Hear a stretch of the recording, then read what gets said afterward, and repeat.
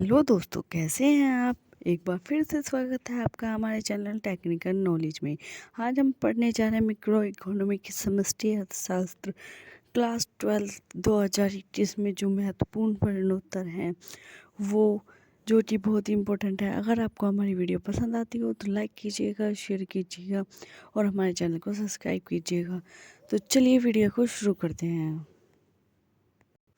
तो देख लेते हैं मैक्रो इकोनॉमिक समष्टि अर्थशास्त्र चैप्टर 1 समष्टि अर्थशास्त्र का परिचय, इसके important very short question answer. देखिए क्वेश्चन नंबर 1, व्यष्टि तथा समष्टि शब्द का प्रयोग अर्थशास्त्र में सर्वप्रथम किसने किया? स्टेल Stigler, option A, option B Samuelson, option C Marshall, option D Ragnar Frisch. तो इसका सही आंसर हो जाएगा option D Ragnar Frisch. Question number 2, समष्टि अर्थशास्त्र के अभ्युदय का श्रेय जाता है? ऑप्शन ए मार्शल को, ऑप्शन बी रॉबिन्स को, ऑप्शन सी कीन्स को, ऑप्शन डी पिंगू को। तो इसका सही आंसर हो जाएगा ऑप्शन सी कीन्स को। क्वेश्चन नंबर 3 देख लेते हैं। The theory of employment interest and money के लेखक हैं? The theory of employment interest and money के लेखक हैं option A Marshall, option B Keynes, option C Pigou, option C Hawtrey. तो इसका सही आंसर हो जाएगा option B Keynes. Question number 4, the theory of employment interest and money का प्रकाशन वर्ष है? Option A 1935, option B 1934, option C 1936, option D 1933। तो इसका सही आंसर हो जाएगा ऑप्शन सी 1936। क्वेश्चन नंबर 5 देख लेते हैं अपना। निम्नलिखित में से कौन सा प्रवाह नहीं है? ऑप्शन ए पूंजी, ऑप्शन बी आय, ऑप्शन सी निवेश, ऑप्शन डी मूल्यह्रास। तो इसका सही आंसर हो जाएगा पूंजी, ऑप्शन ए प्रवाह का, इसे पूंजी जो है ये प्रवाह नहीं है। और क्वेश्चन नंबर 6, डैश का कोई समय प्रमाप नहीं होता? ऑप्शन ए स्टॉक प्रवाह, ऑप्शन सी ए व बी दोनों, ऑप्शन डी इनमें से कोई नहीं। तो इसका सही आंसर हो जाएगा ऑप्शन ए स्टॉक। प्रश्न नंबर 7, टंकी में रखा पानी डैश का उदाहरण है? ऑप्शन ए प्रवाह, option B stock, option C A व बी दोनों, ऑप्शन डी इनमें से कोई नहीं। इसका सही आंसर हो जाएगा ऑप्शन बी स्टॉक। जो रखा जाता है दोस्तों, जो इकट्ठा करके रखा जाता है वो स्टॉक होता है। क्वेश्चन नंबर 8 देख लेते हैं। बचत डैश प्रवाह में होने वाला एक हिसाब है? ऑप्शन ए वास्तविक, ऑप्शन बी मौद्रिक, ऑप्शन सी ए व बी दोनों, ऑप्शन डी इनमें से कोई नहीं। तो इसका सही आंसर हो जाएगा ऑप्शन बी मौद्रिक, जो है बचत प्रवाह में होने वाला एक हिसाब है। देखिए क्वेश्चन नंबर 9, चार क्षेत्रीय मॉडल में निम्नलिखित में से कौन शामिल है? ए परिवार फर्म उद्योग, बी परिवार फर्म सरकार विदेशी क्षेत्र, ऑप्शन सी परिवार फर्म सरकार, ऑप्शन डी इनमें से कोई नहीं। तो देखिए क्वेश्चन में दे रखा है चार क्षेत्रीय मॉडल में से निम्नलिखित कौन है? तो सभी में ऑप्शन ए और सी में ए 3-3 दे रखे हैं, ऑप्शन बी सही हो जाएगा इसका, परिवार फर्म सरकार विदेशी क्षेत्र, ये सही हो जाएगा। ये चार मॉडल क्षेत्रीय मॉडल हैं। क्वेश्चन नंबर 10 देख लेते हैं। प्राथमिक क्षेत्र में सम्मिलित हैं? ऑप्शन ए कृषि, ऑप्शन बी मत्स्यन, ऑप्शन सी खनन, ऑप्शन डी ये सभी। तो इसमें से प्राथमिक क्षेत्र से संबंधित हैं यानी कि गांव क्षेत्र से, ये हो गया ऑप्शन डी सही हो गया इसका।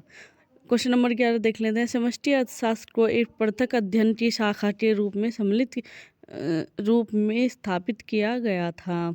Option A J M Keynes द्वारा, पिंगू द्वारा, ऑप्शन सी वालरस द्वारा, ऑप्शन डी परेटो द्वारा।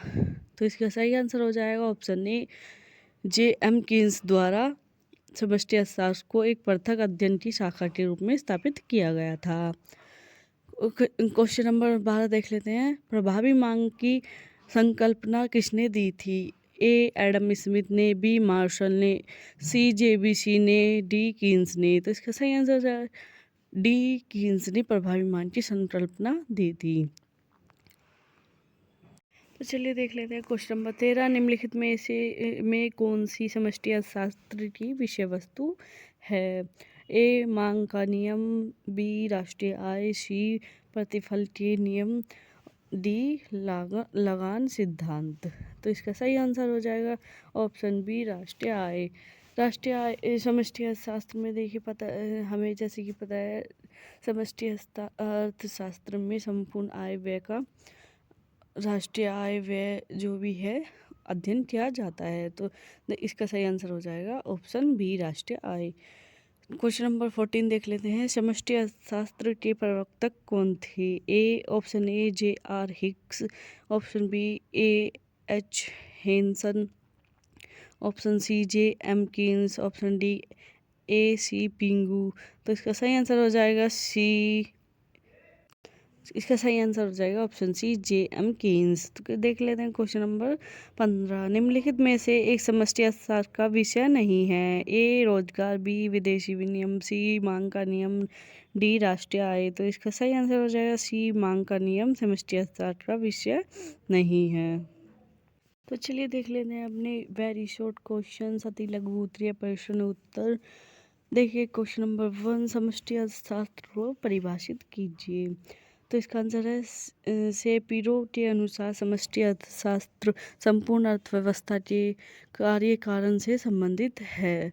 जो हमारे देश की संपूर्ण अर्थव्यवस्था है उसका अध्ययन हम समष्टि अर्थशास्त्र में करते हैं। क्वेश्चन नंबर 2, स्वतंत्र चर से क्या आशय है? तो इसका आंसर हो जाएगा स्वतंत्र चर वे चर हैं जिनके कारण दूसरों चरों में परिवर्तन होता है। कौन से चर होते हैं? जिनके कारण दूसरे चरों में परिवर्तन होता है। उदाहरण के लिए राष्ट्रीय आय में वृद्धि होने से उपभोग में वृद्धि होती है। यह राष्ट्रीय आय में वृद्धि स्वतंत्र चर है। तो ये हो गया इसका आंसर। क्वेश्चन नंबर 3, आश्रित चर से क्या आशय है? तो इसका आंसर है आश्रित चर वे चर हैं जिनमें दूसरे चरों के कारण परिवर्तन होता है। स्वतंत्र चर कौन से होते हैं? जिनके कारण दूसरों में परिवर्तन होता है। और आश्रित चर वे चर होते हैं जिसमें दूसरे चरों के कारण परिवर्तन होता है। उदाहरण के लिए राष्ट्रीय आय में वृद्धि होने से उपभोग में वृद्धि होती है। यह उपभोग में वृद्धि आश्रित चर है। क्वेश्चन नंबर 4, समष्टि अर्थशास्त्र में किन समस्याओं का अध्ययन किया जाता है? इसका आंसर है समष्टि अर्थशास्त्र में सामूहिक स्तर पर आर्थिक समस्याओं का अध्ययन किया जाता है। सामूहिक स्तर पर आर्थिक समस्याओं का अध्ययन किया जाता है, जैसे कुल रोजगार, कुल मांग, कुल बचत, कुल निवेश आदि का जो अध्ययन की समष्टि अर्थशास्त्र में किया जाता है। तो देखिए क्वेश्चन नंबर 5 देख लेते हैं। से का बाजार नियम क्या है? तो से का बाजार नियम क्या है?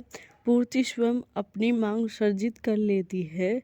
ये क्या है? से का बाजार नियम है। Supply creates its own demand. पूर्ति स्वयं अपनी मांग सर्जित कर लेती है। ये से का बाजार नियम। क्वेश्चन नंबर 6 देख लेते हैं। आय के प्रवाह को चक्रीय प्रवाह क्यों कहते हैं? यह अथवा में क्वेश्चन आ जाता है वास्तविक प्रवाह से क्या आशय है? इसका आंसर है परिवार फर्मों को साधन सेवाएं प्रदान करते हैं। जो परिवार होते हैं वो फर्मों को साधन सेवाएं यानी कि मशीन वगैरह ये प्रदान करते हैं। और फर्म परिवारों को वस्तुएं प्रदान करता है। अगर मान लीजिए एक फैक्ट्री है, उसमें अगर मशीन वशीन सब होंगी तो जो उन मशीनों से जो वस्तुएं बनेंगी वो हमारे परिवारों के काम आएंगी। तो चलिए बढ़ते हैं आगे। इस प्रकार परिवारों से फर्मों को साधन सेवाओं का और फर्मों से परिवारों को वस्तुओं का निरंतर प्रवाह होता रहता है। इसे ही वास्तविक प्रवाह कहते हैं, क्योंकि यह चक्रीय कभी समाप्त नहीं होता, इसलिए इसे आय का चक्रीय प्रवाह भी कहते हैं। तो आई होप आपको समझ आ रहा होगा। तो क्वेश्चन नंबर 7 देख लेते हैं। मुद्रा प्रवाह से आप क्या समझते हैं? तो इसका आंसर है परिवार फर्मों को साधन सेवाएं प्रदान करते हैं और बदले में मुद्रा के रूप में पारिश्रमिक प्राप्त करते हैं। इसी प्रकार फर्म परिवार और उपभोक्ताओं को वस्तुएं प्रदान करती हैं। देखिए, अगर हम परिवार जो हमें अगर किसी फैक्ट्री में मशीन देंगे, वो देंगे, तो वो हमें बदले में पैसे देंगे, यानी कि मुद्रा प्राप्त करेंगे। इसी प्रकार फर्म परिवार और उपभोक्ताओं को वस्तुएं प्रदान करते हैं और फिर उनसे जो वस्तुएं बनती है वो हमारी वस्तुओं को, हमारे जो उपभोक्ताओं हैं, परिवार हैं, उनको वस्तुएं प्रदान करते हैं। उसके मूल्य के रूप में मुद्रा लेते हैं। वो तो लाजमी है कि अगर आप कुछ चीज़ लेंगे तो बदले में आपको पैसे देने पड़ेंगे। तो आगे देखते हैं। इस प्रकार फर्मों से परिवारों और परिवारों से फर्मों को मुद्रा का भुगतान किया जाता है। इसे ही मुद्रा का प्रवाह कहा जाता है। क्वेश्चन नंबर 8 देख लेते हैं। द्विक्षेत्रीय अर्थव्यवस्था से क्या अभिप्राय है? यह एक ऐसी अर्थव्यवस्था है जिसमें केवल 2 ही क्षेत्र होते हैं। द्विक्षेत्रीय, इसमें क्वेश्चन में ही पता चल रहा है कि द्विक्षेत्रीय यानी कि ये 2 क्षेत्रों वाली जो है अर्थव्यवस्था होती है। परिवार क्षेत्र एवं फर्म क्षेत्र। द्विक्षेत्रीय जो अर्थव्यवस्था होती है उसमें परिवार और फर्म दोनों, ये 2 क्षेत्र होते हैं। तो देख लेते हैं आगे क्वेश्चन नंबर 9। आर्थिक सहायता किसे कहते हैं? इसका आंसर है यह सरकार द्वारा उत्पादकों को दी गई आर्थिक सहायता है।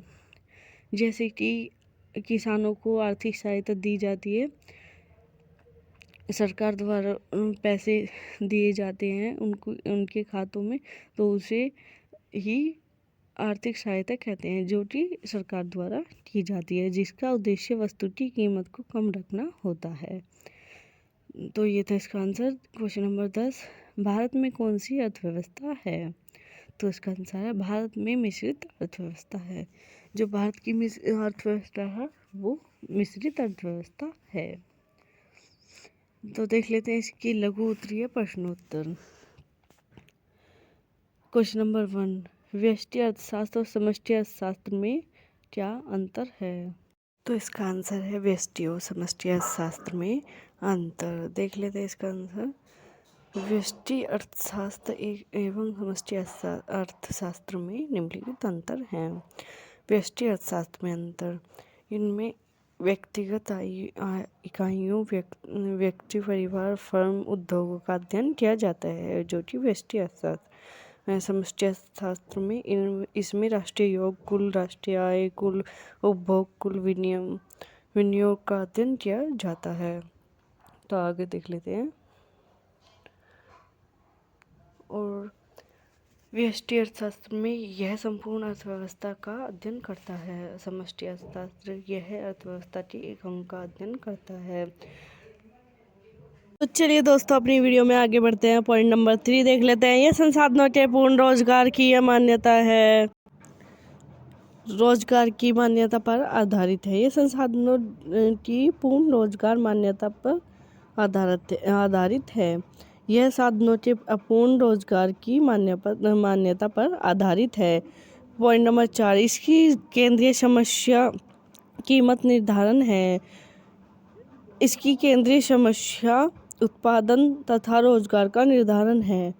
Point number 5। यह विधि आंशिक संतुलन विश्लेषण विधि कहलाती है, जबकि समष्टि यह विधि सामान्य संतुलन विश्लेषण विधि कहलाती है। Point number 6। यह आवश्यक नहीं है कि व्यष्टि पूरक व्यवहार संपूर्ण समाज पर लागू हो। समष्टि सामूहिक व्यवहार संपूर्ण अर्थव्यवस्था पर लागू होते हैं। Point number 7। इसमें मांग और पूर्ति मुख्य विश्लेषण उपकरण है। इसमें समग्र मांग व समग्र पूर्ति मुख्य विश्लेषण है। पॉइंट नंबर 8, यह विश्लेषण अपेक्षाकृत सरल है। यह विश्लेषण अत्यंत जटिल है। पॉइंट नंबर 9, यह योग को टुकड़ों में तोड़ने की क्रिया है। यह योग करने की क्रिया है। तो ये था हमारा इसका आंसर, समष्टि और व्यष्टि अर्थशास्त्र में अंतर।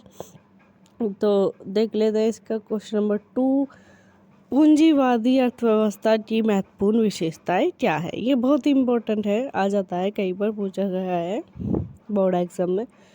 देखिए इसका आंसर, पूंजीवादी अर्थव्यवस्था की प्रमुख विशेषताएं निम्नलिखित है।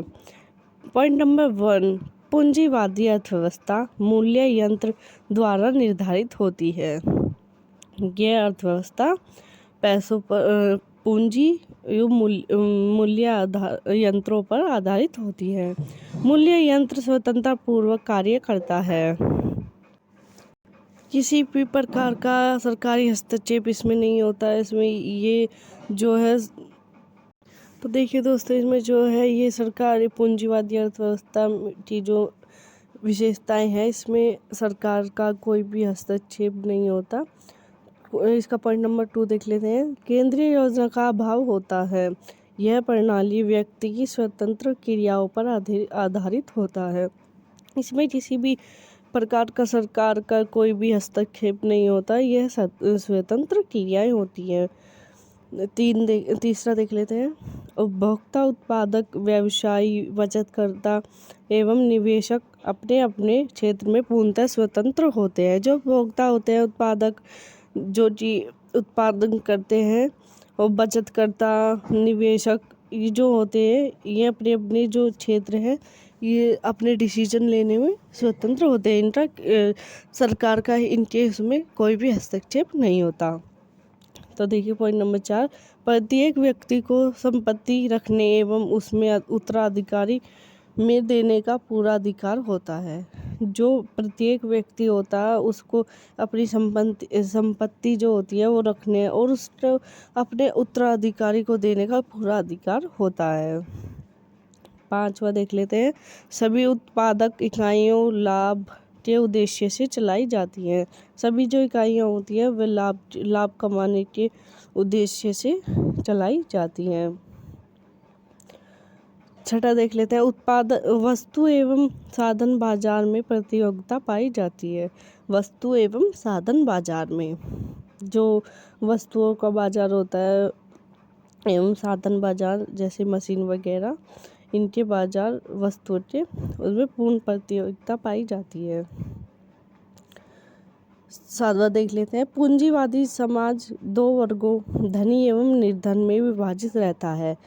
इन दोनों के मध्य परस्पर संघर्ष चलता रहता है। समाज 2 वर्गों में बंटा है, धनी एवं निर्धन। 8वां देख लेते हैं, देश में आर्थिक एवं सामाजिक विषमताएं पाई जाती हैं। धनी और निर्धन वर्ग के बीच इकाई बढ़ती जाती है। देश में जो आर्थिक एवं सामाजिक विषमताएं पाई जाती हैं, आर्थिक और सामाजिक, धनी और निर्धन वर्ग के बीच इकाई बढ़ती जाती है। 9 देख लेते हैं, हेडिंग, सरकार व्यक्तियों की आर्थिक क्रियाओं में कोई हस्तक्षेप नहीं करती, परंतु आर्थिक क्रियाओं की हानिकारक प्रभावों को नियंत्रित करने का प्रयास करती है। जो सरकार होती है उनकी आर्थिक क्रियाओं में कोई हस्तक्षेप नहीं करती, परंतु उनको जो हानिकारक प्रभाव होते हैं उनको नियंत्रित करने में उनकी सहायता करती है, मदद करती है। उनको आर्थिक क्रियाएं उनको जो है आर्थिक सहायता प्रदान करती है। तो ये था इसका आंसर। क्वेश्चन नंबर 3 देख लेते हैं, समष्टि अर्थशास्त्र की दृष्टि से अर्थव्यवस्था के 4 प्रमुख क्षेत्रों का वर्णन करें। इसका आंसर है, चलिए देखते हैं इसका आंसर। समष्टि अर्थशास्त्र की दृष्टि से एक अर्थव्यवस्था के 4 प्रमुख क्षेत्र निम्नलिखित हैं। पहला, फर्म। एक फर्म उत्पादक संस्था है। फर्म एक उत्पादक संस्था होती है और इसका उद्देश्य उत्पादन प्रक्रिया से अधिकतम लाभ प्राप्त करना होता है। ये फर्म एक संस्था होती है जो कि उत्पादन करती है उससे अधिक से अधिक लाभ प्राप्त करना इसका उद्देश्य होता है। तो दूसरा देख लेते हैं, घरेलू क्षेत्रक। इनमें उत्पादन के सभी साधन शामिल हैं, जैसे श्रम, पूंजी, भूमि तथा उद्यम। इसमें व्यक्तिगत उपभोक्ता व निवेशक भी सम्मिलित होते हैं। घरेलू क्षेत्रों के उत्पादन के शामिल साधन हैं श्रम, पूंजी, भूमि तथा उद्यम। इसमें व्यक्तिगत व उपभोक्ता व निवेशक भी सम्मिलित होते हैं। तीसरा देख लें, सरकारी क्षेत्रक। इसमें सरकार द्वारा किए गए सभी आर्थिक क्रियाकलाप सम्मिलित होते हैं। तो देखिए, ये थे सरकारी क्षेत्र जिसमें आर्थिक क्रियाकलाप होते हैं। सरकारी क्षेत्र में के द्वारा सभी आर्थिक क्रियाएं सम्मिलित होती है, जिसमें सरकार का ही सभी क्रियाकलाप होते हैं। नंबर 4, विदेशी क्षेत्रक। इसमें वस्तु व सेवाओं के आयात निर्यात सम्मिलित होते हैं। जो विदेशों से आयात होता है, हमारे यहाँ से निर्यात होता है, विदेशों से व्यापार जो होता है उसमें वस्तु और सेवाओं का आयात निर्यात इसमें विदेशी क्षेत्रों में सम्मिलित होते हैं। क्वेश्चन नंबर 4, 1929 की महामंदी का वर्णन करें। तो विश्वव्यापी महामंदी का प्रारंभ 1929 में हुआ, जो लगभग 1933 तक जारी रहा। इस अवधि में यूरोप व उत्तरी अमेरिका के देशों में उत्पादन एवं रोजगार के स्तरों में भारी गिरावट आई। जो विश्वव्यापी पूरे विश्व में जो महामंदी का प्रारंभ हुआ था वो हुआ था 1929 में, जो लगभग 1933 तक जारी रहा। इस अवधि में यूरोप और उत्तरी अमेरिका के देशों में उत्पादन एवं रोजगार के स्तरों में भारी गिरावट आई। जो उत्तरी अमेरिका है और यूरोप है उसके देशों में उत्पादन एवं रोजगार के स्तरों में भारी गिरावट आई। इस महामंदी का प्रभाव दुनिया के अन्य देशों पर भी पड़ा। संयुक्त राष्ट्र अमेरिका में 1929 से 1933 तक बेरोजगारी 3% से बढ़कर 25% हो गई और सकल उत्पादन में लगभग 30% की गिरावट आई। जो विश्वव्यापी महामंदी 1929 में जो हुई थी, जो कि पूरे विश्व में हुई थी, उत्तरी अमेरिका, यूरोप और भी बहुत सारे देश हैं जो जिन पर ये महामंदी आई थी। 1933 तक लगभग ये चली। 1929 से लेकर 1933 तक चली।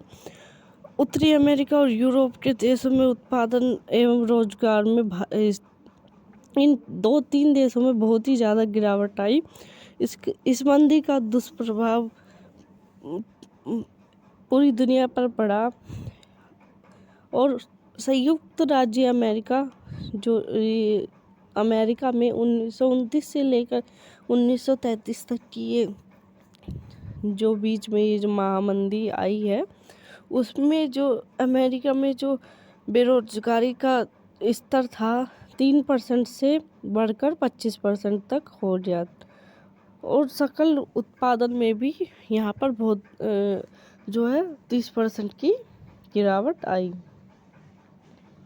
इन घटनाओं ने अर्थशास्त्रियों को अर्थव्यवस्था के कार्य कारण के संबंध में नए सिरे से सोचने को विवश कर दिया। 1929 से 1933 तक की जो महामंदी है उसने उत्तरी अमेरिका, संयुक्त राज्य अमेरिका, यूरोप के देशों पर बहुत बुरा प्रभाव डाला। वहाँ पे बहुत मंदी आ गई। तो इस घटना से अर्थशास्त्रियों को अर्थव्यवस्था के कार्य कारण से संबंध में नए सिरे से सोचने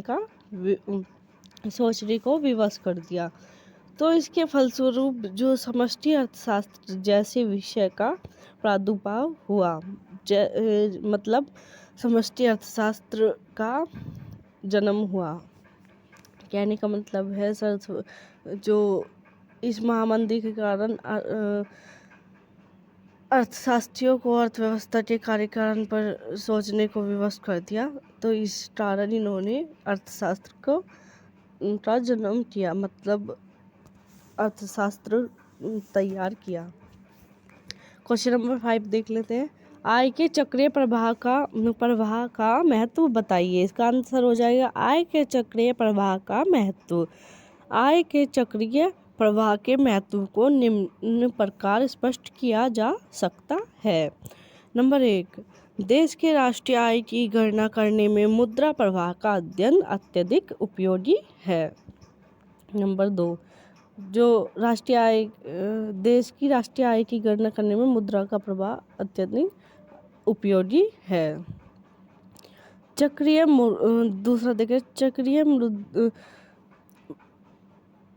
मुद्रा प्रवाह के अध्ययन से यह मालूम हो जाता है। चक्रीय मुद्रा के प्रवाह के अध्ययन से यह मालूम हो जाता है कि अर्थव्यवस्था सुचारू रूप से कार्य कर रही है अथवा नहीं।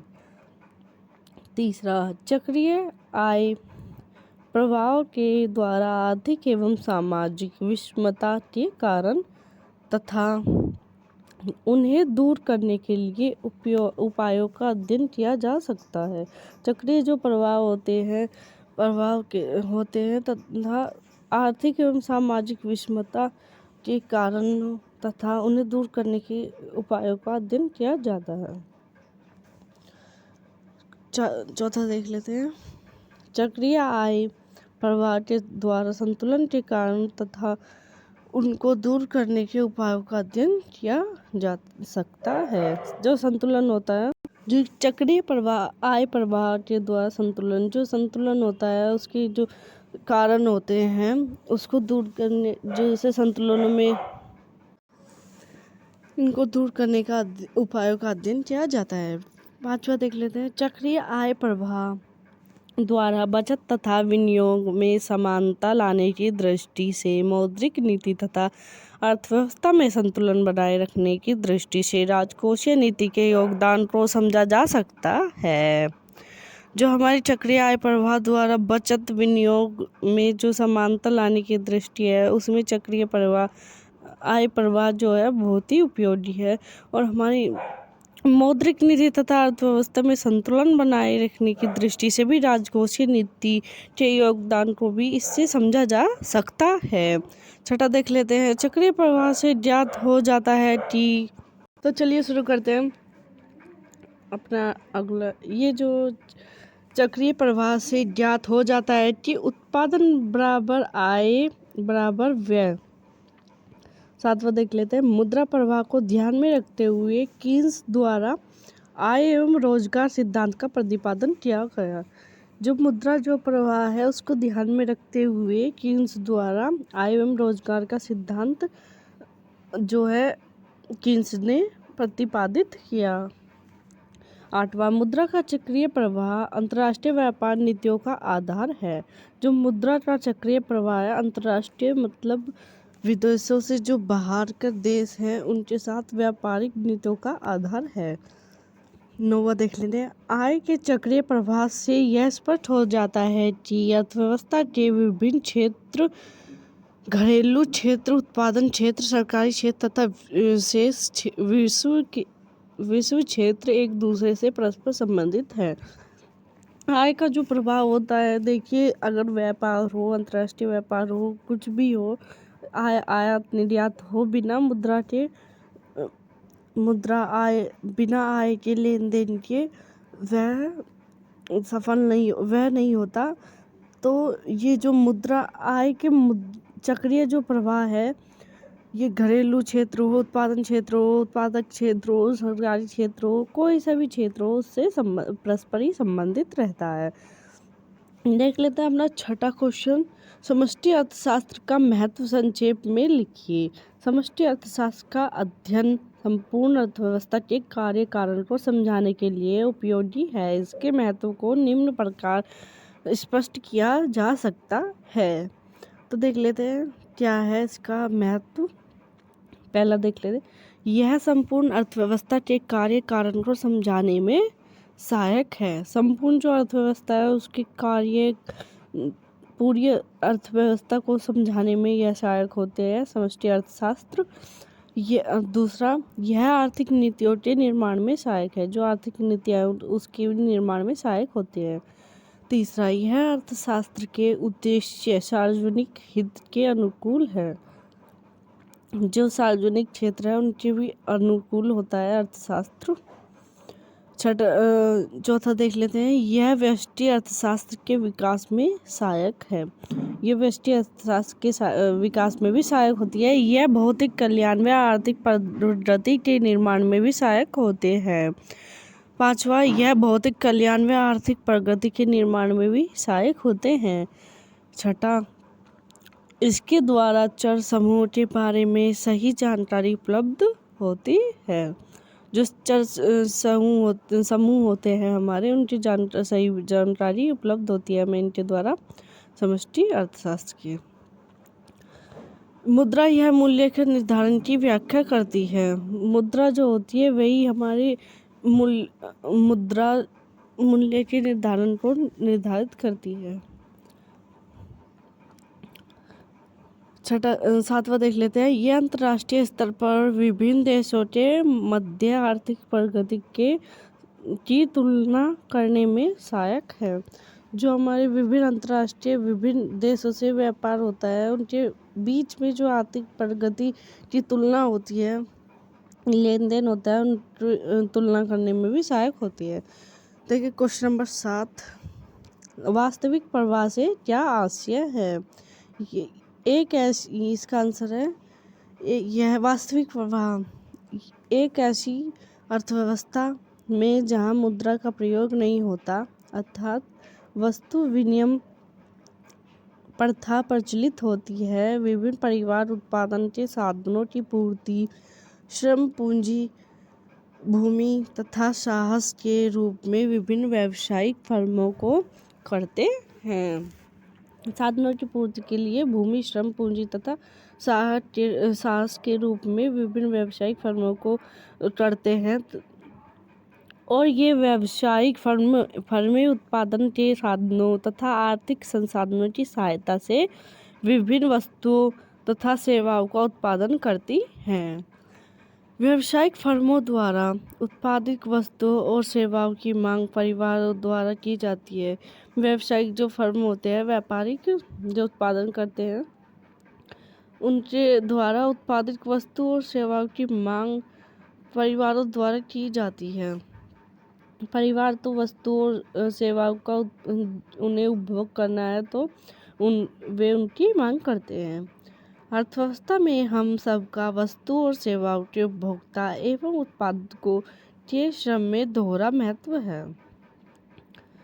अर्थव्यवस्था में हम सभी एक ओर तो वस्तुओं और सेवाओं के सतत प्रवाह के उत्पादनकर्ताओं तथा वितरकों के रूप में अपनी भूमिका निभाते हैं, तथा दूसरी ओर इन उत्पादित वस्तुओं एवं सेवाओं के उपभोक्ताओं के रूप में अपना महत्वपूर्ण योगदान देते हैं। इस प्रकार एक सरल वस्तु विनियोग अर्थव्यवस्था में परिवार से उत्पादन इकाइयों की और उत्पादन साधनों की सेवाओं का प्रवाह तथा उत्पादन इकाइयों से परिवार की अंतिम वस्तु एवं सेवाओं का प्रवाह परस्पर समान होता है।